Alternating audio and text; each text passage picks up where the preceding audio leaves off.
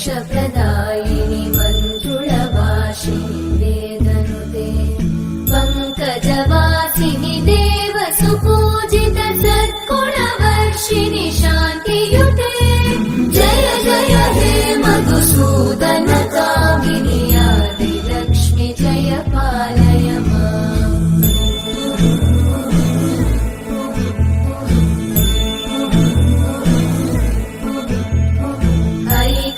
कल्मषनाशिनि कामिनि वैदिकरूपिणि वेदमये